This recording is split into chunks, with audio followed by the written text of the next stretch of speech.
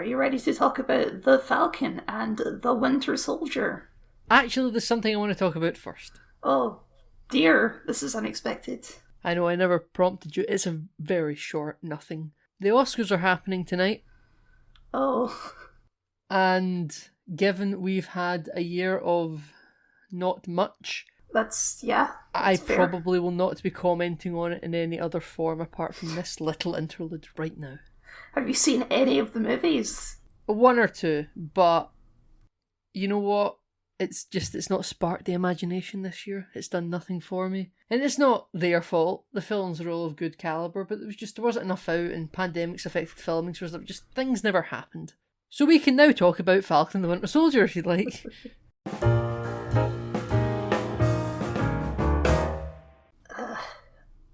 Where to begin? We'll do our normal thing, which is just completely unstructured, just talk about whatever we want. That seems like a plan, right? Scatter shot. Yeah, full spoilers. Let's just head into it. Full spoilers. So Captain America and the Winter Soldier is a show about Steve Rogers' two best buds. Yes. Sort of doing their own thing, not really dealing with the absence of a Captain America. Apart from maybe Sam not wanting to do it. I don't think that's fair. I'd say a lot of the show's about that. Well, no, because they don't have an absence for Captain America until, apart from like the first two, or most of the first episode. They have an absence of a real Captain America. I mean, I don't think they're dealing with the absence of that then. They're dealing with a false king, an imposter to the throne. So for the most part, I enjoyed this show. I think there's some sections of it which I'm not going to say they're bad, but they're a mess. Specifically, I'm talking about the Flag Smashers. I think everything to do with them is just an absolute mess. Yes, the Flag Smashers are completely mishandled and were made completely just boring nothings. I don't know if I'd say they're boring. I think they have potential, but the way they were executed in this show was nothing but boring to me. It was just yawn, someone to punch. I did not care. Okay, I think we're going to have disagreements there. I think the main thing that I think we're going to disagree on is, I think this show should have just been called The Falcon. You thought Bucky was completely superfluous? Yes. I think he was boring. I think the reason he's there is because they thought we can't just have one or the other. We need both to sell this show. I think that's the only reason he's there. I think the show should have just been called The Falcon and it should have just been about him. I think you could be onto something there. I think The Falcon, as what we had before this show came out, and the Winter Soldier, good Winter Soldier, not bad. I think they're both very nothing characters, to be honest with you. One's got wings, one's got a metal arm. As Sam said in Civil War, everyone's got a gimmick. Mm-hmm. I didn't care. There's a reason they never got their own films before. And we'll go into the future in a little while. But they were to me, they were both quite boring. And I think from a business perspective, they've done the safe thing and had them both in it. Because I think that you needed two of them. Now, arguably this show has a more interesting story to tell for Sam than it does for Bucky. But just to sell it, I think you needed two of them. Because I think actually going forward, that they're going to have an Ant-Man and the Wasp relationship, and I think you're probably going to see them both in every single encounter that goes forward. Yeah, I find this show's total avoidance of the word sidekick very funny. Like, especially with, jumping around a bit, with false Captain America and Battlestar, how they carefully never refer to Battlestar as a sidekick. He's always a partner, even though he's very clearly a sidekick. He's the support act. Yes. He is Falcon and or Winter Soldier when Steve Rogers was around. Exactly, and I mean, they're playing with that as a trope, but they just never use the word sidekick because I guess it's, I don't know, offensive. It's demeaning to the character. Demeaning, yeah. It's demeaning to the character. DC's fine with it, but Marvel don't have no boys in tights. Marvel have no boys in tights. There ain't no boy wonders in the MCU. Not even Spider-Man can just be a guy in tights anymore. He has to be a mini Iron Man. They should bring back original comic book Bucky, who was like a 12-year-old to follow Captain America around. Little blonde-haired, blue eyes, domino mask wearing kid. Yes. he looks like Syndrome at the start of Incredibles. Yeah, he looks like Incrediboy. You're right. You know what? Because I think that maybe we might agree on this topic a little bit more than I think you thought we were gonna. I think we should at least maybe try and give Bucky his dues. I don't think that his story is completely pointless. I like seeing the exploration. Now, I happen to think this entire series, you could have cut some of the flaily bits off, and this could have been quite a tight film script, actually. Yes, I would agree. Unlike like WandaVision kind of only works as a TV show, I think this one, if you trim some of the fat, could work as a movie. Yeah, I think this very easily could have been a film. I think that WandaVision, that had to be a show. You know, they want their Disney Plus content, and on the surface of it, give the two sidekicks that were too boring to get their own films, their own action-packed, easily accessible punching show. Makes sense. But no, I quite enjoyed Bucky in the show or what they were trying to do with him, I should say. I don't think they went into it enough, because you've either got to do Sam's transformation into Captain America and give some social commentary, which we'll get into. I'm sure. Or you've got to deal with Bucky's PTSD, which I think arguably the films have also kind of tiptoed around already. So I think you couldn't have just kept giving us more of that. They did give us more of it, but they didn't focus on it the way they would have focused on Sam's story. Yes, they get into it in the first episode a little bit, and then it kind of just falls to the wayside. Yeah, I think the first episode and the second episode, because they don't even meet up in the first episode, Sam and Bucky aren't together. In the second episode, they have to get paired up, and the psychiatrist is like, right, we'll let you go if you do this. And then Zemo kind of has a story with him where he's crossed names off the book, and Zemo crosses his own name off the book. We can get to Zemo. And I think there is a through line, but again, these are both B-line characters, and then they're trying to elevate Sam to A, but they're still trying to keep Bucky at B, which is fine. But when you're trying to do the B to A elevation for Sam, you are going to feel like maybe Bucky's been forgotten about.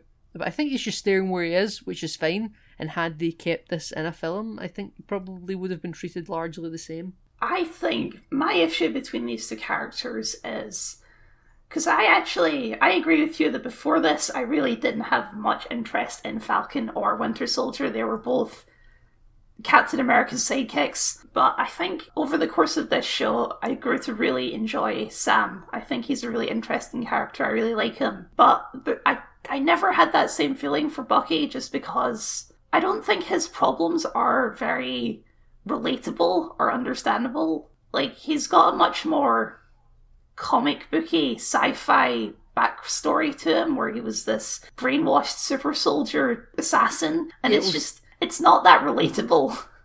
Oh, that's where I think when I mentioned it earlier, I was quite specific. Good guy post brainwashing Bucky, I think, is quite boring. I think all the interesting stuff happened to him when he was evil and he was killing people. That one scene we got of him in this, where it was a flashback and he killed that guy's son, that was all great to me. I think that he's a really interesting visual threat for someone. Yes. And I think they also do quite a good, like, apparently he shot Black Widow through the torso at one point, and the bullet went right through, and like they discussed that in Captain America and the Winter Soldier, and he's been like this ghost that's been around, and he kind of shows up from time to time, but you can never quite nail him down. Yes. Or apparently Isaiah Bradley ripped his arm off. Hell yeah, he did. But he's always this kind of come and go person in time, and he's deadly executor, and I think that's quite interesting. But this good Bucky that's always traumas, kind of it's happened to him, and now he's in recovery mode. I'm like, yeah, they could have. Like you say, if they gave him more time, it might have worked better. I think the other issue is he's really a character that works best in opposition to Captain America, Steve Rogers. Like, that's where the main drama is of that character, and they would need to do something more with him to make him interesting on his own. When you say in opposition to, how do you mean? Not just in opposition to, but like, that relationship is kind of core to all three of the Captain America movies, right? Two men sort of lost in time that were separated and reunited. And yeah, I suppose they have like a special bond where they kind of get each other, but they kind of can't relate to anyone else. But now you've taken one person out of that relationship. He's just a guy now. Yes, exactly. And the lost in time aspect we already dealt with for Steve Rogers. I don't really want to have to watch Bucky go and catch up on Star Wars and stuff? Yeah, I mean, they don't play that element up really at all, to be honest. No, they do have a line about the Troublemaker soundtrack. They have a joke about how he brings flowers to a date. And it's okay. Yeah, how old-fashioned. Very old-fashioned. I did like there was a line where Sam calls him Gandalf, and he's like, or Bucky calls Sam Gandalf or something, and he's like, "How do you know what Lord of the Rings is?" And he's like, "Oh, I read it back in the 1930s because it's an old book." Yeah, I got a laugh. Yeah, but I mean, really, this show it's a Captain America origin story. No, so you think that's a good Captain America origin? Well, it's a decent Captain America origin, but that's clearly what it is. It's a Captain America origin story. Do you think when we next see Captain America Sam Wilson on screen, this show's going to matter an ounce? Okay, well, you're talking about Captain America 4, which was announced right after the show ended, basically. Yeah. Which, it's not been confirmed, but we're assuming it's starring Sam Wilson as Captain America. I hope it is. It is. It's got the showrunner from Falcon the Winter Soldier is doing the story for it, so is one of the script writers. They haven't announced the director yet, but some people want it to be the lady who directed all the episodes of this show. And it looked fairly cinematic, so that'll be fine. It would definitely be a Sam Wilson Captain America film. I think we know that much at this point. Mm-hmm. I mean, I think the Disney Plus, you're of the opinion that TV doesn't matter at all to the movies. I think for the Disney Plus shows, they are making them more prevalent. They're definitely more cinematic at the very least. They are. Now, I'll make some distinctions, shall I say. I think the TV/Netflix shows do not matter. No. Yes. And I don't mean that in terms of they have no value. We quite enjoy them quite a bit. But I think for Marvel Studios proper, making the MCU, they don't. The Disney Plus shows, I think, matter more. But I think were you to go and sit in the cinema and watch Doctor Strange 2 or watch Captain America 4, they might do some slight references to these shows in a way that the movies have previously never referenced TV or Netflix shows. And, they might kind of allude to something that happened, but I think that were you to go from Avengers Endgame right into Captain America 4, this show won't be necessary to you because you saw Steve Rogers hand the shield to Sam, so you can just assume that he took up the mantle and there should be no questions asked about, did he have a struggle about taking up the mantle? And you can go, well, yes, here's this show, but it's not necessary. You can just assume that the shield was handed over there and there was no drama in between. It's not going to be a big hubbub. And I think that's where these shows are going to lie. They're nice detours, very nice detours, very welcome detours, but you're not missing anything if you had to skip them. Well, the thing is, in terms of a direction for a movie with Sam Wilson, Captain America, I don't know his villains. I couldn't tell you. Apparently his comic book run wasn't very good. Well, that's good to know. Yeah. I think that could maybe lead the MCU up to making more, they can adapt stories more. Yeah. They can do their own thing. But, I mean, clearly they have some sort of plan for John Walker, US Agent. The Dark Avengers. I don't know if... he's more related to this kind of Captain America type stuff, though. So, in terms of movie plans, I could see them bring him back in for a movie. I don't rule it out. I don't mean like a movie starring him, but as part of the next Captain America film. I think he's very much going to stay on Disney Plus. I don't know. I'm not saying I'm necessarily... I'm not against him showing up in the films, but he's very much to me, he's a bit piece. I don't really think he's going to be that... Like when we watch Captain America 4, I'm not going to be scratching my chin going... How's Johnny Walker feeling about this? What's he doing in his US agent uniform? And Val, the lady, who we're not supposed to call Val, I don't think she's necessarily got movie-bound ideals. Like, he clearly is working for her. So if he shows up, he must be working in her sphere of influence somewhere. And I think she's very rooted in building something going for TV. Or Disney Plus, rather. I think you can... Well, to me, I can see plants where this path is going to the big screen, Sam Wilson. And this path is going to be the through line for more Disney Plus content. Well, Contessa Valentina de Fontaine is supposed to be in Black Widow, right? That is a wonderful name. It is pretty good, isn't it? That wonderful. Yeah, so it was speculated that perhaps she was supposed to have debuted in Black Widow. Do not know in what context, but in Black Widow somehow. And that her show up in this would be more of a moment. So if that's... It feels that way because she just does kind of just appear out of nowhere. Yeah. Now, if that's true, maybe what I'm saying might be proven to be a little bit hold less water, shall we say. Now, apparently there was supposed to be another post, because did you notice the post-credit scene at the end of the show felt a little bit lackluster? Not bad, but just a bit meh. I did notice that, yeah. It was, Sharon Carter is so boring in this show, and really in most of the movies too. I just don't care. So, well, I happen to think that post-credit scene is going to lead into Armor Wars. You know, experimental tech and stuff run amok. Some Iron Man tech, you know, and Rhodey's got to sort it. Sure, okay. But I think there was supposed to be another post-credit scene that would have, you know, sometimes you get the exciting post-credit and the lesser exciting post-credit, and this was the lesser one. The more exciting one, I think, was supposed to be Florence Pugh from Black Widow. And they cut it. And she was supposed to be showing up at the raft or something for the Thunderbolts thing that's happening, or not confirmed to be happening, but all roads lead. And I think they cut it because the Black Widow film just hasn't come out yet and the release orders were flipped. It might still show up at the end of Black Widow, though. We might end up with a couple of post-credit scenes at the end of Black Widow, and we might see more Zemo, you know, because, well, we're definitely seeing more Zemo, but I mean, in the post-credit scene it'll be between her and Zemo potentially, maybe Thunderbolt Ross, who knows. So I think we're going places with these characters, one led for TV and one led for the big screen. There was another rumour that Chris Evans had a scene that got cut, but I don't think that's true. No, I mean, it wouldn't have shocked me if we got an old man Steve Rogers cameo, but I'm also not shocked we didn't get one, because he's done. He doesn't want to do the movies anymore, so... Well, Chris Evans is supposed to be coming back to the MCU, remember that? Didn't he then announce on Twitter that was news to him, and it was actually just made up bullshit? Yeah, no, he said news to him. Listen, actors lie. See, if it's like supposed to be like a bigger deal, they'll flat out lie about it. They're protecting their film, you know, like Tom Holland said, to the best of his knowledge, there's no multiverse shenanigans going on in Spider-Man No Way Home before the title was announced. But we already knew that Alfred Molina was coming back and Jamie Foxx was coming back. But he was like, no. He just lied. I don't know. I don't believe that Chris Evans is back.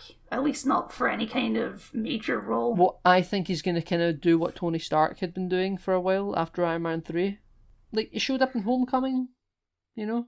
He showed up in Civil War. It's not his show.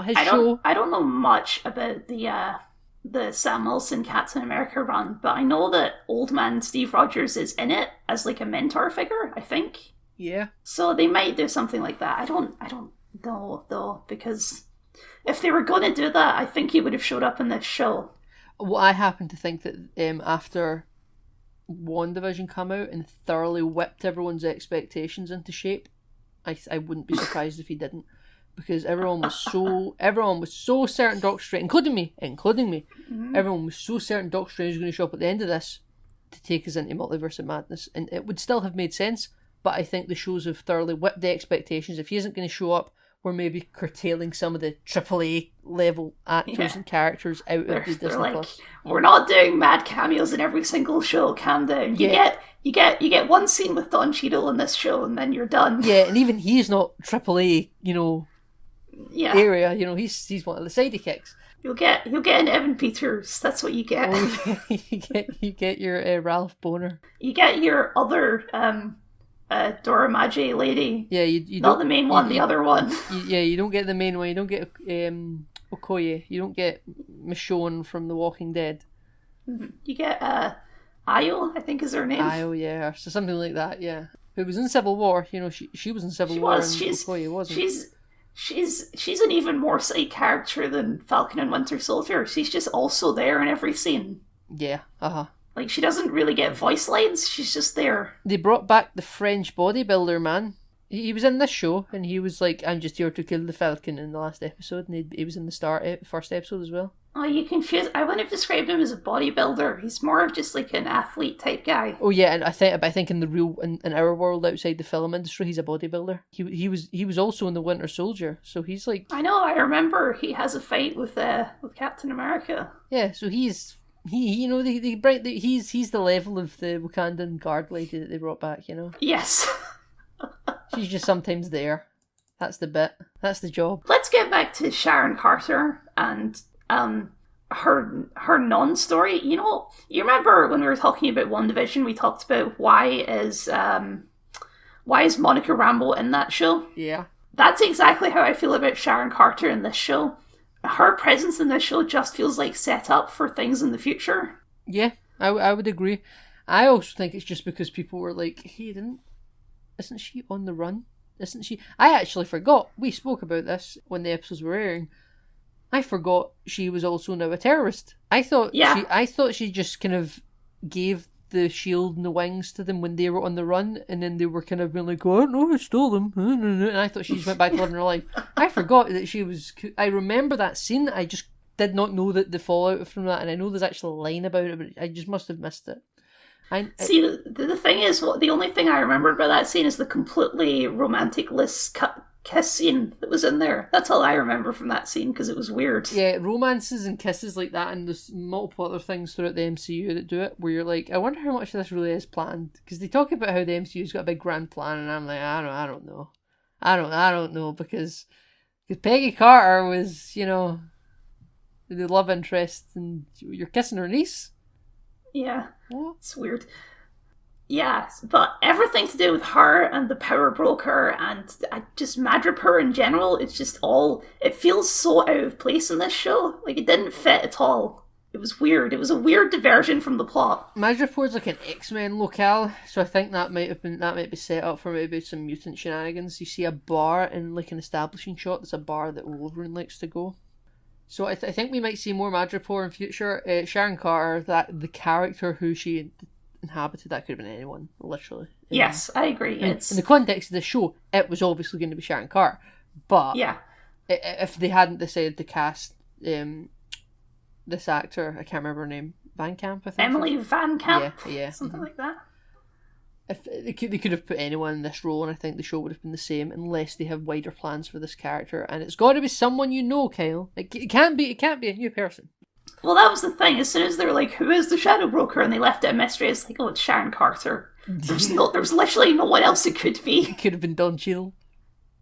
Could have been Zemo. I don't know, but yeah. Zemo calls the Shadow Broker a he at one point. Well, we're calling it the Shadow Broker now, which is what I was about to say.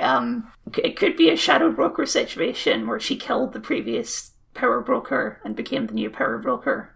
Ah, I forgot. There's a Mass Effect one. Yeah, Shadow Broker. Yeah, that's some hardwire stuff, because I do that all the time with other things. Something broker. I'm like, that's the Shadow Broker, right? No, yeah. It's such a good name, the Shadow Broker. It just sticks in your head more than anything else. The Power Broker is boring. Shadow Broker? To me, Power Broker seems like someone in Agents of S.H.I.E.L.D. that like leaks out Terrigen crystals to people. It does sound like an Agents of S.H.I.E.L.D. villain. It's like, it's the Power Broker. I can hear Clark Gregg saying it really sternly. We got to get the Power Broker. He's got plans, Kyle. Because everyone in that show has a code name. They love code names in that show. They do, and we love watching them for it. But not in this show, because we know who it is. But yeah, I think a lot of it was set up. I think it was all for that post-credit scene where she's allowed back into the country, and she's still a baddie, but I don't even know if she's a baddie. She does the right thing, but she's also doing lots of bad things. She's like the opposite of an anti-hero, like an anti-villain. Yeah, she's just boring. I don't know. Because like an anti-hero is like a baddie. It does good stuff. Mm-hmm. Or reluctantly does good stuff. Then like an anti-villain would be like a goodie that does bad stuff. See, I think what they're trying to do is like, she's like a fallen hero, right? Because in Winter Soldier and Civil War, she was a good guy, and now she's like, I don't give a shit, I'm going to leak government secrets. But She just feels like a different character. That's why I think this is going into Armor Wars, because she's like, I'll sell all these experimental high-tech gadgets and it'll all be Star Tech. Yeah. And the reveal that, she was behind funding of a super soldier serum and stuff like this. It's just... Like, weren't you Peggy Carter's niece? Weren't you? Yeah, weren't you just like a CIA agent? Yeah, weren't you dealing with anti-terrorism in Germany? Like, come on. Yeah, Where'd you get all this power? Power broker. Yeah. Let's move on to something more fun. Let's talk about Zemo. Zemo, the highlight of this show, Kyle.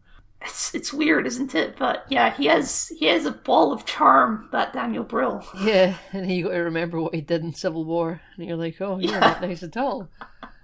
You pull off this thing. You killed King T'Chaka. Well, look, as we revealed in Black Panther, King T'Chaka was kind of an asshole. So he was flawed, but I don't think he deserved the death sentence. Yeah, so I was speaking to a friend, and she was like, Zemo's great, we love Zemo. And I'm like, yeah, Zemo's great, watch a Civil War. I find it strange, and I think properties do this sometimes, where they just completely forget, like Fast and the Furious has done it, or you just like, well, I guess it's Fast and the Furious, what do you expect? But you turn people who were straight up villains in previous films, that was the whole thing, into just heroes, and everyone's like, yeah, we're fine with it. Or they do lip service to not being fine with it, but they're fine with it. It's the Loki thing, right? We're in the first Avengers, they're like, he killed 90 people in 4 days. And then in all the movies afterwards, he's just a brother that hangs around with Thor. I don't even think that's necessarily that true. And with Loki, like, I mean, he definitely did bad stuff, right? But we've never seen that other characters have to be put in a situation where they've got to work with him, except Thor, which I can sort of work with because it's his brother. And also he knows not to trust him the whole time. They sort of play up. I think Loki is like an exception to the case where it's a very fine line. There's one scene where it doesn't work, where in Thor Ragnarok, when they go to find where Odin is, and they're standing outside his old folks' home and it's rubble, and somebody takes a selfie with Thor, and they're like, we're sorry Jane dumped you, and Loki's just kind of standing there. And like, he destroyed your city. I mean, they might have not seen him. They might have not had any press coverage. I imagine press helicopters shot down. They might have not seen his face. It can kind of work if you want it to, but I think that's the one scene where it kind of falls into like a Zemo situation where you kind of are supposed to forget who the hell he is. But I think more... Yeah, but then Doctor Strange kidnaps him, so it's fine. It's fine. Oh, great film. But, I think Loki works that fine line, but I think Zemo, strangely, we're just supposed to forget about it. We're like, no, Zemo, you're great. We're going to upload the Zemo cut. You say that, but also... there is a whole side plot with the Dora Milaje trying to find him, so we're not really supposed to forget it. But then we're supposed to not like the Dora Milaje. I thought it was the Dora Milaje. Is it the Dora Milaje? Dora Milaje. Okay, Dora Milaje. I don't really pronounce the A though. I just say Dora Milaje. I like Zemo. I do. Like, even though I'm bitching about it, I still cheer and hand wave and like it. I watched the Zemo cut on YouTube, Kyle. I watched the 1 hour loop of him dancing, in the intended vision. Like I say, like Daniel Brill, he's just so charismatic. He's just so charming. You can't help but love him. Cannot help but love him. That's true. And I'm happy we're seeing even much when more. It's like, even though it was very clear in Civil War that I was just some random soldier, I was actually secretly a Baron this whole time. It's fine. He has a cool coat now. I can see it. Did you see that coat? I saw the coat. It's a great coat. I'm fine with them being a secret baron. Like, you get like your Count Dooku's of the world, or in the real world, you get your Prince Williams and Prince Andrews, or Prince whoever, or Prince Harry that does military service. And it's fine. I'm fine with it. He is, however, I've said this a couple of times, but I've not think I've actually had the discussion with people about it. He is Ben Affleck's Batman. He has an old man butler, he's a private jet, he's got a thing against super enhanced beings. He wants to make them go away. He thinks they're fundamentally bad. He kills people, and he's just quite a dire character. And he's, really, really rich, but he also fights super people, He's Ben Affleck's Batman. He hates Superman. He hates Captain America. It's the same person. And I do think I like those conversations in the show. I think they're interesting, where they're like, oh, people are inspired by superheroes, and that's bad because it leads them to be complacent and things. And I do like that he never. There's a scene where he finds the super soldier serum. He finds Carly and she's got the super soldier, and there's a second where it's like, oh, he's going to take the super soldier serum and he's going to betray his values, but nope, he just stomps on them. I like that. It's like, yep, he's on a mission. He holds true to himself. He doesn't like simp out at the first opportunity where he's like, no, I could actually be one of these people. He's like, no, these are like he's true. Like if you don't agree with him, he's at least respectable. Yeah, and you just forget the part where he bombed the UN. We forget. It's fine, Kyle. It's fine. Yeah. He also killed all the Winter Soldiers in Civil War that were in the tubes. He did, and he made Iron Man fight Captain America. He might be one of the most consistent characters in the MCU. Yeah, and he's fun. The scene where he's dancing and he doesn't know how to dance, it really is. It's just great. I do get it's the best part of that episode. I do get Harry Osborn vibes though, with like he's got a butler that's clearly above the age of retirement. Like it's sort of cruel to have this old man working for you. When he showed up at the end of the show, by the way, I forgot who he was. So did I. I was like, oh, is this like a new self for a villain? I was like, and then it cut to Zemo. I was like, oh, right, it's his butler. It's the butler. Yeah, I was like, who's this old guy wearing the big thick white gloves? Yes. You put a plant in there where one of the SWAT guards is like, One World or whatever, and he's like, I believe in you. I thought it was weird editing because I thought they were trying to give they weren't trying to, but I think the editing gave the implication that guy was also somehow part of the bombing because it was so quick. I thought maybe that was the case too, but I don't. It doesn't really matter. It doesn't really matter. I happen to think that he's not part of the bombing. I think the butler done it and solely done it alone. But it was just such a weird edit. I was like, the SWAT person was like, I believe in you. We'll get back to that bombing later because that scene actually made me laugh out loud. Did it? Right. Okay. We can get back to it. What do you think of the outfits that they had in this show, Kyle? I love the costume design in this show. I think it's great. You think Bucky's little blue leather jacket's great with the ripped off sleeve? I do. I like it. I like that they leaned in more on comic bookiness. I especially like Falcon's outfit for most of the show. I like that red. It's because Falcon's outfit for most of the films looks kind of terrible. Yeah, like in Winter Soldier, he's just in a t-shirt and with a flight suit on. With flight. Yeah, but for the Avengers films, he has this weird like dark grey armor type deal going on, and it looks nasty. I don't think it looks nasty. It's such a nothing outfit though. It's very tactical. I was fine with it, but again, he was a sidekick. Yeah. If he's going to front his own show, he needs to glam up a little bit, which is fair. In the show, they bring in his actual like comic book colours, and I think it looks great. I really love his Captain America look, actually. I think they pulled it off really well. I think it looks great. I like it to a point. I'm surprised how comic book accurate it is. I think it's great. I like that. My favourite Captain America uniform from the MCU is the Winter Soldier one, which is like the dark blue with the star and the stripes going across the shoulders. Mm-hmm. And I like that for Sam's Captain America outfit, they brought that in. But they also kept the Captain America bars going vertically on the lower torso. Yes. Which is like the best of both worlds. It's like two suits coming together, and they kept the white because I think the white is iconic. That's his colour. Sam's colour. And I get why he's got the neck brace, but see, like the goggles. See, there's a shot where you look at it face forward at the end of the. They look a bit too high up in his face. No, what? Yeah, but it looks like he's wearing like lady cat eye glasses. Like he's got like the tinted red frames, and in the white, I know it's technically strapping round his head, but because it's sort of bulky at the outer side of the eye, from certain perspectives, I know it's an optical illusion. It looks like it's just flat on his face, like he's wearing these big, flamboyant drag queen spectacles. And I'm like, oh, that get that impression. I'll send you a picture of it right when we're done recording. Okay. And you can just from a lot of angles it's fine, and I think the suit ideal looks great, but it's one of those suits where if you film it in a certain way, it can look rather unfortunate. But I think the suit looks fantastic, more or less. I do think him flying and having a shield seems a bit... How can you effectively use all of these things? And I think the show went out of its way to try and prove that you can, but I'm like, I don't know, I think you're going to forget about the shield a lot of the time. I think he used it pretty well. I think the show had some pretty good action in it. I really like the opening scene when he's flying all about and stuff like that. I thought that went on a bit too long, but you have to establish that Falcon is actually a badass because the movies do a terrible job of establishing that. Can I tell you something I was sick of? What are you sick of? Flight sequences going through desert canyons.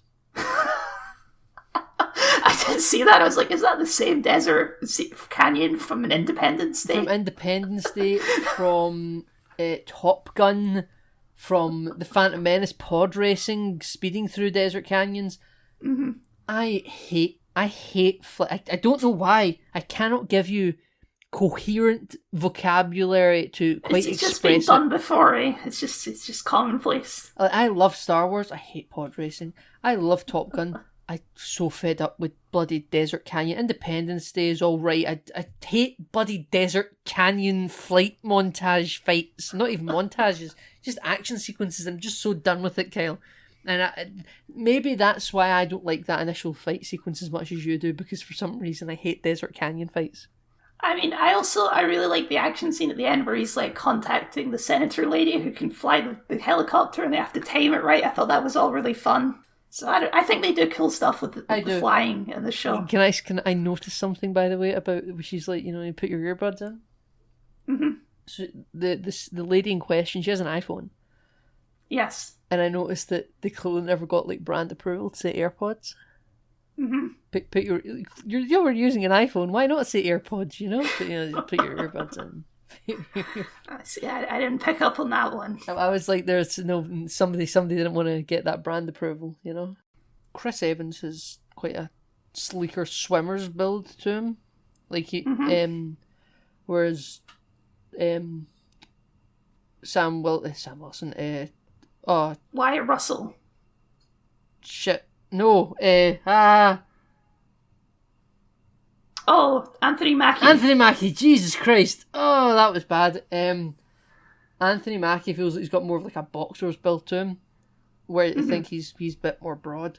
So I think that you definitely had to give him like a redesign costume. I know comic books accuracy, but I'm just amazed how comic book accurate his design is.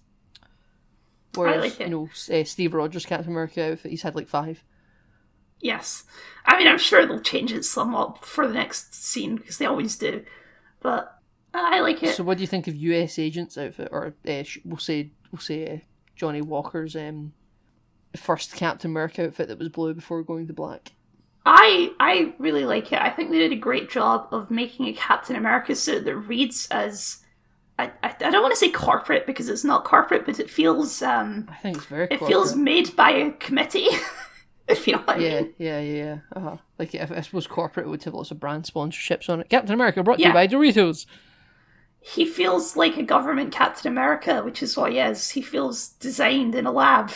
Yeah, which is ironic, because that's exactly what Steve Rogers initially was. It's true. But... He feels like a piece of propaganda. Yeah, they've even like, remember there was an era, once upon a time, where if you were doing like in a show, if a character was doing like an interview on TV, it would be some fake news service. Yes, we're way past that now. This isn't CBN News. This is just Good Morning America, because we own the property. This is Disney. We own Good Morning America. That's an we own everything. Yeah, I mean, you could say the UK's maybe doing it for a bit longer, because in Doctor Who it was always the BBC broadcaster you would see, because the BBC would own Doctor Who and the BBC obviously news. But now it's not some fake news service; it's the official one. No fake news in the MCU. No fake news in the MCU. No local broadcaster from an unspecified brand. It's Good Morning America. This is where we're interviewing our new Captain America. Let's pivot to just talking about John Walker, shall we? Because I when you say like, it sounds like you like the character. I don't like him. He's kind of the psychopathic asshole, but I think he's a really interesting character. I think in terms of what they could have done with this show, I think he's maybe the most interesting part of it. I'm really happy they didn't make him a white supremacist. It would have been so easy for them to just make him a white supremacist and then write him off. But they clearly still want us to be wrestling with it somewhat. I think he's quite a tragic person because they clearly tell us that, he's great and he's Medal of Honor, and he kept the Medal of Honor on the inside of his fake tinny shield. Instead of putting it on the front to show his credentials. The Medal of Honor was for him to look at, it was to remind him of who he is or who he thinks he is, the ideals that he's striving to be, even though he's not perfect. And he killed a man. Yes. By the way, that shot is powerful. I thought it was a wee bit on the nose. I enjoyed it. But I find the character of John Walker to be incredibly interesting and quite real. I don't know if that makes any sense. You never felt he wasn't comic booky, which is ironic. I think in terms of what the show's trying to say about symbols and stuff like that, he's obviously a very important part of it, because just like what I was talking about with the suit, he's like a guy that was picked because he fits the Captain America stereotype, right? That's why he was, and I think part of the casting plays into that as well, which I may talk about. But he's an unarmed soldier. He's a special forces kind of guy. He's blonde. He's been studied for his prowess for some reason, because he's amazing and nobody quite knows why he's so good. Yeah, he was picked because he kind of looks like Steve Rogers, and I think that's very much part of the show. Which is strange, because I think he looks nothing like Steve Rogers. When he's got the mask on, actually, I think he looks like the old man from Up. I think not like he doesn't look exactly like him, but he's another strong, blonde-haired, blue-eyed guy. They would exist in the same vertical. Yeah. Yes, he's very much the platonic idea of Captain America. Yeah, and I think something these shows and these movies have always tried to do, and I think somewhat failed to do, is separate the idea of Captain America from the US government. I think that was intrinsically a big part of Steve Rogers' character arc. I agree, but also context is for losers and no one cares. You remember when Civil War came out, and it's Iron Man and Captain America, they're on the wrong sides because he's Captain America and he should be on the government side. And it's that's not his character, though. That's never been his character. I don't think anyone really was arguing that, were they? Yes, that was the argument at the time, I remember. I mean, I was Team Iron Man for that film. I have the limited edition Team Iron Man sleeve for that film and the poster because I saw it on IMAX. But I think that, Steve Rogers, for people who don't know anything about characters, Steve Rogers' character arc was he went from the Star-Spangled Man with a plan, he was Mr. America, he was the US front against the fascists. Then in Winter Soldier, he is questioning the system, and he's saying, this isn't freedom, with the, stopping attacks before they happen with the helicarriers and their world tracking surveillance thing. He's like, this isn't freedom, this is wrong. He's like, he's like fighting the system that he's a part of, because he's still part of it. And into Civil War, he's directly against the system. He's the fugitive. I know he kind of gets made a fugitive by Hydra at the end of Winter Soldier, but again, that was Hydra. But yeah, it's the end of Civil War who he's directly a fugitive. That's his arc up and over, and going from he is the institution in the first film to he is against the institution by the end of the third one. Yeah, I agree with everything you're saying, but I think your average audience just never picks up on that, from my understanding. It's some people just can't separate the idea of, because he's Captain America, he's a representative of the US government. And I think even in this show, they play directly into that, because John Walker, Captain America, is actually an agent of the US government. Yeah, he isn't an Avenger, he's just a member of the US government. Yes. And, he does the bad and it drives him insane.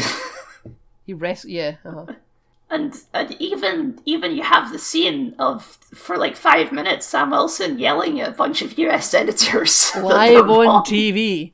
Live on TV. And even then, I'm still seeing people saying that the show is like pro-US government because he became Captain America. It's like, did you not watch the goddamn show? I think it's quite a patriotic show, but at the same time, I think it's not necessarily a government propaganda show because patriotism can be at odds with the government.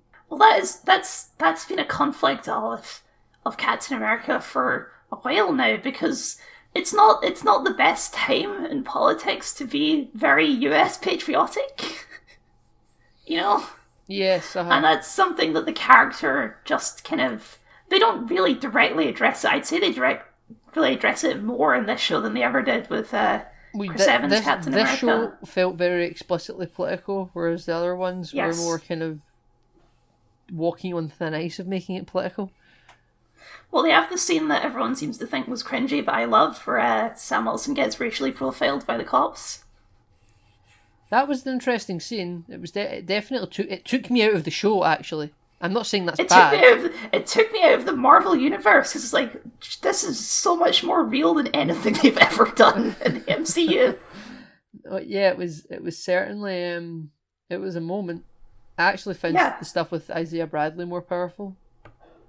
Yeah, I really liked the stuff with Isaiah Bradley. Where Sam Wilson gets racially profiled by a police officer, I think that was more contemporary, but I think the more powerful stuff was the Isaiah Bradley stuff by far. Yes, where they're talking about like black people being erased from history and their contributions being ignored and things like this. His grandson, by the way, Patriot in the Young Avengers. Oh. So yeah, all roads are leading there. No, yeah, I thought that stuff was great with Isaiah Bradley. I was wondering if we were going to see a flashback with him. They kept, because the actor who plays Isaiah Bradley, he ain't grey. He's big. Yeah, I know. Yeah. I saw that. I thought they specifically cast him and aged him up for this show, so they could then show things with him being a younger version. I thought when he was telling his backstory, I thought they were going to cut to a flashback, and then they just never did. So did I, and there was a couple of moments where I thought they were going to do that, and it never happened. But the thing is, I think the reason he might have not done it is because I think people might have been expecting him to have like a 1950s, 60s Captain America uniform, but he wouldn't have, because he was not Captain America. He was just somebody who was experimented on. He was a dirty little secret. Yeah, he was never like a Star-Spangled Man. I think it might have been more powerful, the flashback, because what they're doing there is his story of rescuing his fellow soldiers. It's the exact same thing from the first Captain America, right? Where he goes against his orders. But instead of coming back to our hero's welcome and everyone says, give up Captain America, he's being arrested and taken away to prison, but his wife just told he's dead. I mean, it still works with him just telling the story, because the actor who plays him is great. Yeah. I think he's one of the best in the show. Yeah. Just being this old, bitter, just hates the world guy for everything it's done to him. Yeah. And the way he portrays that emotion, I think, is really great. But I think it would have worked well with a flashback too. Yeah, and people seem to be clamouring out for that. I wonder if we're done with Isaiah Bradley. I wonder if we'll see more. The show kind of wraps up his story, and I think it kind of wraps up in a bit of a... I don't think it works great, where he takes him to the back room of the museum where he's got a statue now. It's like, is that really what this character wants? I don't think it is. I think you talk about being erased from history, and this cements him in history. He isn't being erased. I think that was really important, and he breaks down in tears. I thought it was actually quite reminiscent of in Doctor Who, where they take Van Gogh to the Van Gogh Museum. Yeah, but then they reveal that Van Gogh still killed himself, so... Well, yeah, but I'm not saying this to be a direct comparison, but there can be similarities to a point. Like, you know, like it meant so much to him that what he was doing wasn't all for nothing. Like it meant something. I suppose. I thought it was all great, and I think you're possibly right that we are done with him. But what a character! I want to see more. I think he was great. The scene where he's like, no self-respecting black man would ever be Captain America. I think it's a great scene. I think it's really saying something. And even though he does become Captain America anyway, I think that viewpoint is really important to express in the show. What I think was good about that is that I think it made Sam's stuff more powerful later. Like, that statement Yes. was used to the point where he is going to do it anyway, in spite of these reasons, because he Yes, wants to live up to the ideals of that country, which is why I think it's an incredibly patriotic show for America. Yes. It's patriotic to the concept of America as opposed to the government of America. The practices. Yes, it's a fine line to walk, which I don't think most general audiences pick up on. I think there's a lot of people who don't make that separation, and I understand why, because he's a guy wearing the American flag, right? So, Are you saying there's a lot of idiot viewers that just watch people punching each other? yes, that's exactly what I'm saying. Oh, by God, Kel, you would never suggest such a thing. Man needs punch? Man needs punch. We need to Man needs punch. need to punch Frenchman. Need to punch big Frenchman, yes, which is a staple of all Marvel properties. Yes. Yeah, I agree. We haven't gone to. We're dancing around the Flag Smashers. We'll get there, but I do like that the show does end with a Picard speech. So do I. This. It's like the same with Vision arguing with Vision at the end of WandaVision. It's nice that they have these kind of big speech moments, but it's relevant to what just happened. They're not dumping it all at the end, like Star Trek Discovery Season 1, where they say something that's completely at odds with everything that they've just discussed. You know, like they dump it all at the end, despite the fact that nothing that just happened had anything to do with it. Where these big speeches that happen at the end of this show was intrinsically tied to the journey we all just went on. And I wish it was. I wish it was tied to a better handled antagonist. Let's talk about the Flag Smashers. Let's do it. The Flag Smashers. What are the Flag Smashers, Kel? You tell me and tell the audience, because no one else has watched this show before. Okay, yes. They're a group of... the show doesn't like calling them terrorists, but that's what they are. I'm sorry. They blow up innocent people. They're terrorists. I'm not going to dance around it, but they are... activists, Kel. They are people who've lived through the blip, and a side element of the show that I really found interesting is that during the blip, the world kind of united together because half the population was missing and borders kind of stopped happening and all this, which, as a little side tangent, I thought was a really interesting part of it because, I mean, not to sound horrible, but it does kind of confirm Thanos' idea. Well, yeah, But I kind of thought that kind of we always knew that Thanos' idea, despite being horrible, everything he predicted would come to pass. Like, the Earth would be a paradise for the people that are gone. Like, I kind of always thought that the MCU was coming at a position of, no, what he's saying is right, but you've got to ask, is that worth the price that you're paying? So I wasn't surprised. But what is interesting that I thought you were going to say, because we never spoke about it, but you'd allude to thinking that you might have some big disagreements. I thought you were actually going to come down from like an Inhumans point of view of saying that they're actually the good guys.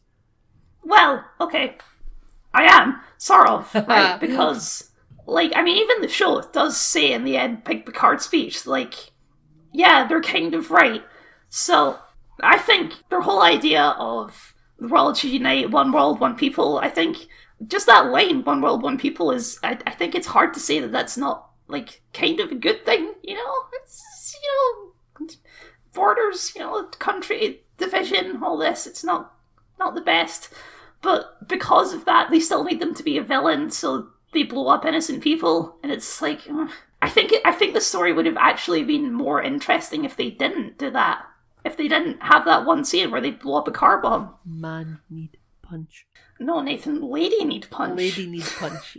Multiple people need punch.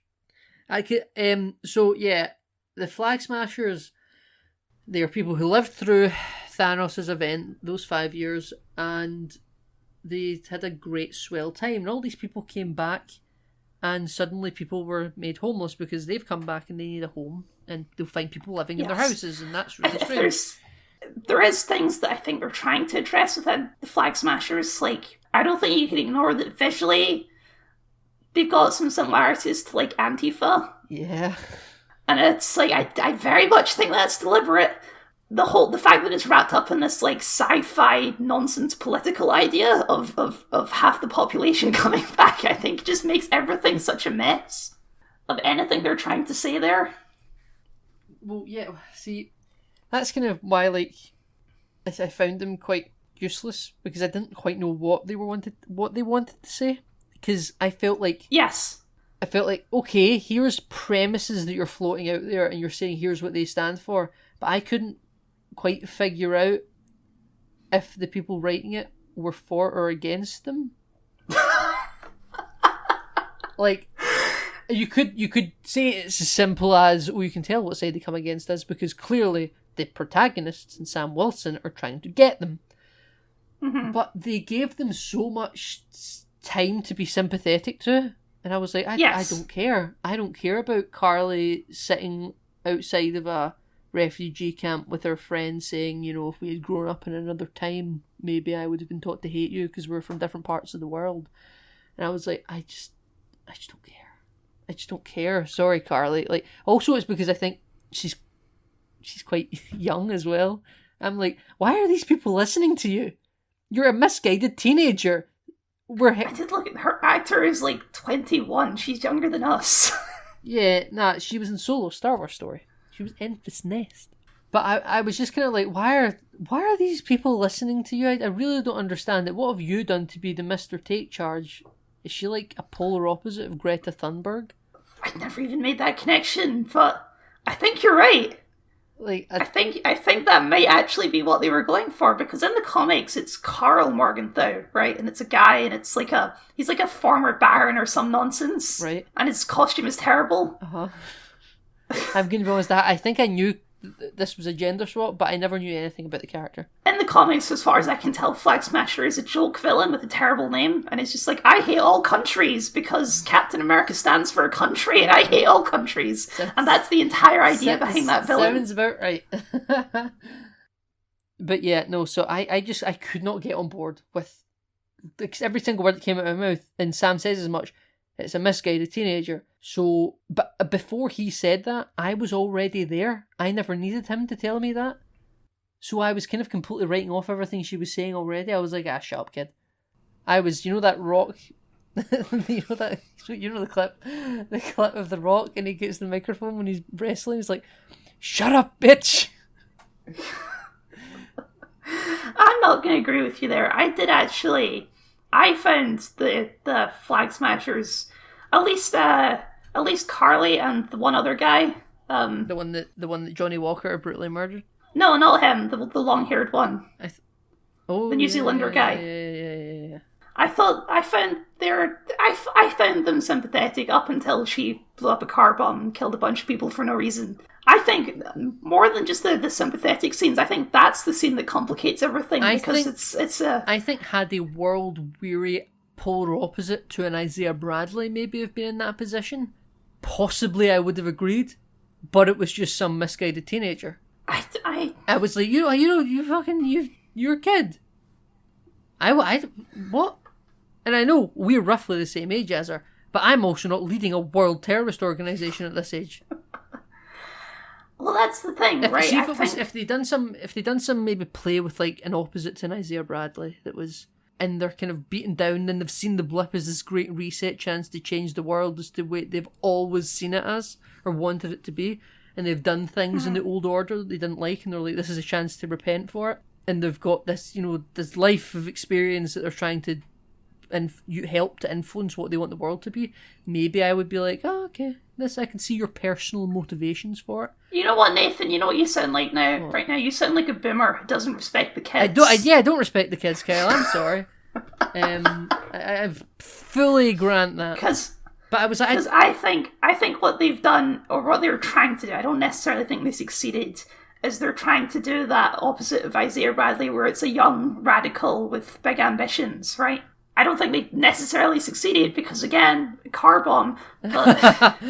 well, because I never understood her personal stakes. I was like, you haven't lived really. That is one issue, is that they never really established.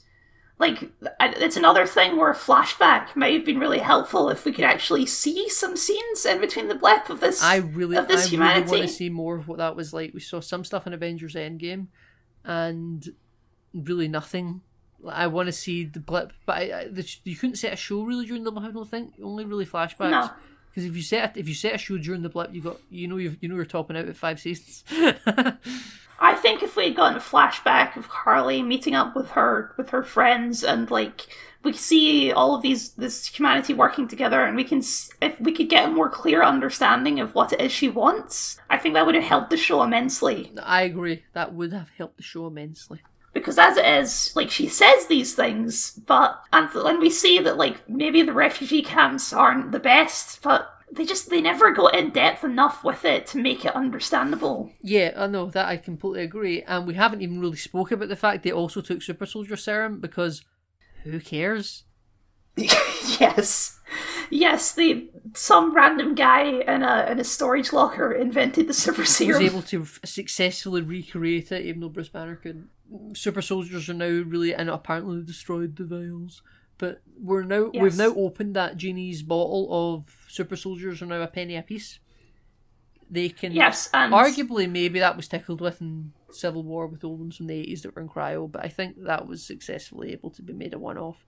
But now that they've done this show, we're going to see more super soldiers coming out with the woodworks, I'm telling you. Possibly. I actually don't know.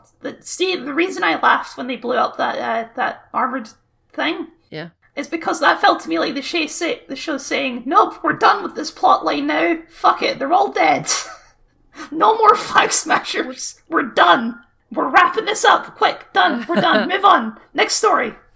I can see that. I could totally see why you would think that, but I think they've done it quite ineffectively as well. We're definitely not done with flag smashers anyway, I don't think, because, they planted that thing with the SWAT soldier. No, but then the SWAT soldier blew up. No, he didn't. The car was driving away. He wasn't in the truck. Well, I mean, all of the main flag smashers are dead, though, so... Yeah, but I think necessarily the flag smasher institution isn't necessarily gone. Nah, I think that was them saying we're done with this plot. I think we're not seeing any more flag smashers. I hope so. I think we're not done with them. I think we very well might be done with the super soldier flag smashers, but I don't think we might be necessarily done with flag smashers. And I haven't think we're not done with super soldiers either, but I don't think they'll necessarily be flag smashers super soldiers. I just think they'll be super soldiers in general, whether they're superheroes or baddies or whoever. I honestly, I'm fine with them trying to say something. I prefer it. I like that this show tries to say something. I think all of the stuff that it does with race, I think, is handled really well. Yeah. It's just that they're trying to say something. I'm gonna say they're trying to say something about left-wing extremism, right? That's got to be what they're going for here. Possibly, yes.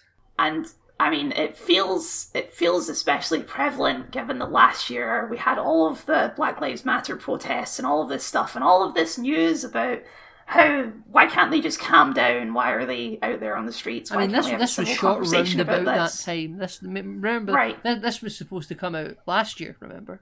I know. I realise that it might not be a direct reference, but it's a reference to that similar idea, and it feels... Yes, and it feels especially prevalent given what happened last year. And I don't know, it doesn't feel good. I don't know. It doesn't...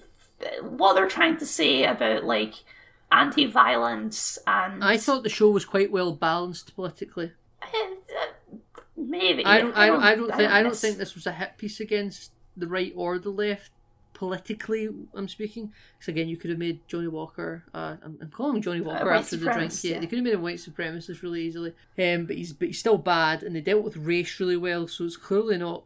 This isn't made by conservative Fox News people. It isn't. No. And if they are talking about politically left wing extremism, that's just. I would say that is. I wouldn't even necessarily categorize it quite that far. But if we are going to do that, because I don't think I would completely disagree with you, I think that at the very least this show's very well politically balanced. I think it's checked all the marks to not offend anyone particularly. Well, that's kind of the issue, isn't it? I mean, I'm not particularly.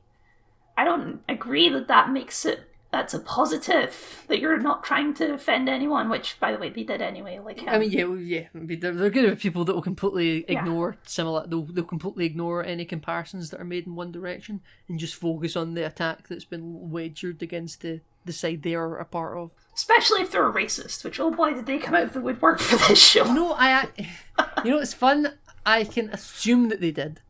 but I never saw it. You don't have to check. Yes, but whereas usually I would have checked, for some reason I didn't even bother. I did not bother. Yeah, you made the correct decision.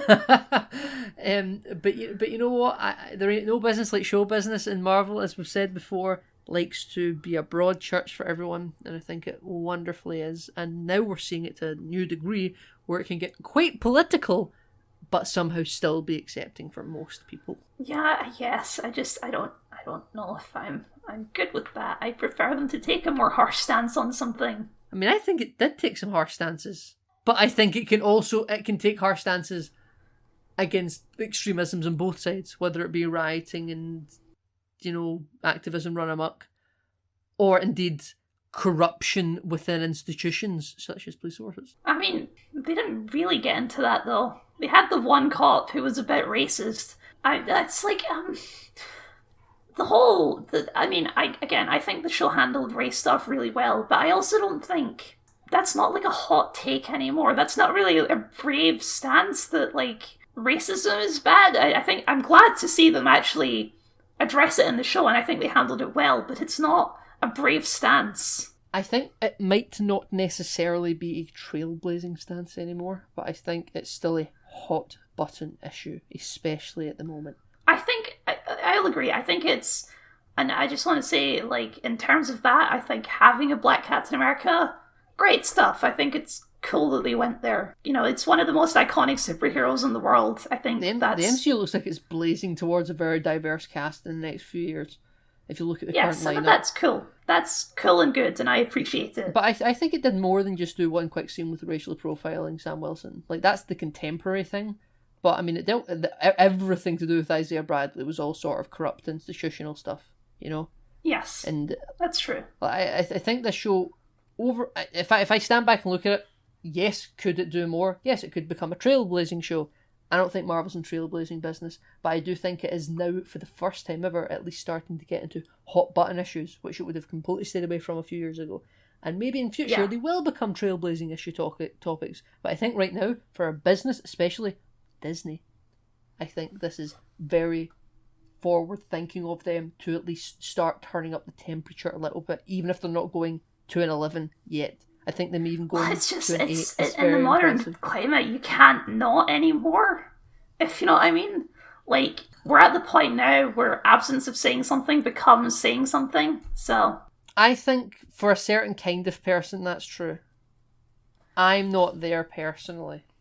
I don't really need to hear a business's stance on everything. Well, no, I meant from a business perspective. For if you don't start saying something, it's bad for business, right? Obviously, they don't actually give a shit about anything; they just care about money. I know this.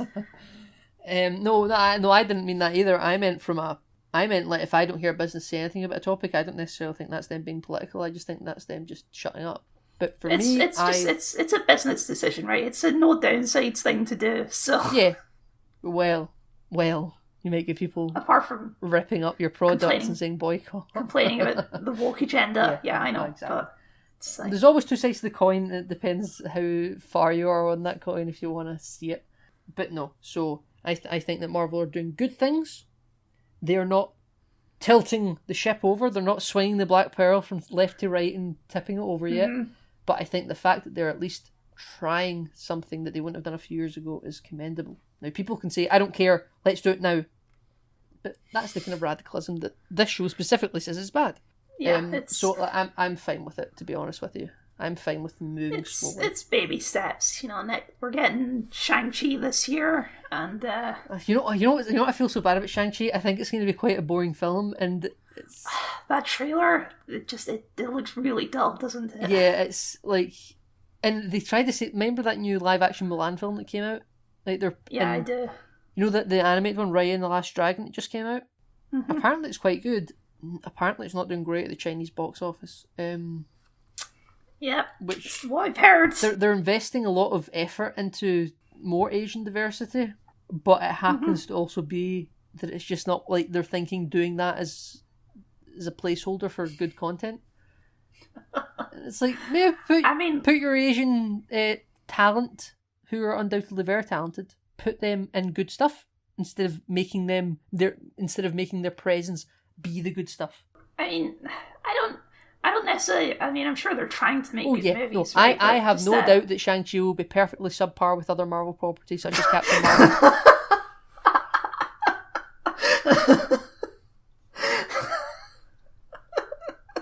Oh, it's just perfectly subpar. Perfectly subpar. It'll be a regular Thor 2. It'll be a regular Captain Marvel, I think. Maybe a Black Panther. Not probably a Black Panther. Maybe a Captain. I think it'll be Captain Marvel, which I just rewatched recently. It's factory settings Marvel content. You know? Yeah. I think it's going to be fine. It'll come and go. It'll do its thing. If it came out pre-COVID, it might even, like Captain Marvel, it might have even been a $1 billion film. But $1 billion films are becoming less and less impressive, especially coming from Marvel these days. Yeah. You know, it just is what it is. Yeah, well, there we go. We got political right there at the end. We got political right there at the end. But I was going to say Captain Falcon. Captain America and Winter Soldier, Falcon the Winter Soldier. Kyle, would you recommend it? Yes, I think so. It's got some stuff which is messy and that, but overall it's an entertaining show with good characters, so... As would I. Yeah, it's... Captain America, Falcon, and the Winter Soldier. I don't know what to call it yet, because I see when they done the new title thing at the end there, where they changed the title to Captain America and the Winter Soldier, I was like, I thought that was cute. I thought it was cute, but I wonder if in a couple of weeks they're actually going to completely rebrand the show. Like on Disney Plus, it'll be called. If they're doing a season 2, I reckon they will. Mm-hmm. But I don't know if they're going to do a season 2, if they're just going to go straight into a movie. I don't think they're going to do a season 2. I don't think any of these shows are bound for season 2. I think the most season 2 we'll get will be like Armor Wars, dealing with Agent 13, Sharon Carter stuff. I think some of them have potential for a season 2. I know that people have been saying that Loki's going to get a season 2. I've heard that as well, but the thing, see, when it's especially, I think maybe because that's a cosmic story they can get out of Earthy. Yeah. But when it's Earthbound stuff's constantly happening in the MCU that you have to keep updating your season for. And the way that you do not need to watch the shows to keep up to date with the films, I think you very much might need to watch the films to keep up to date with the shows. Mm-hmm. You know? Yeah, I know what you mean. It's fun to think about all the random stuff that's on Earth now. Like somewhere in Norway, there's a village of Asgardians living on Earth. That were filmed in Scotland. It's great fun. I'll see you for Owen Wilson.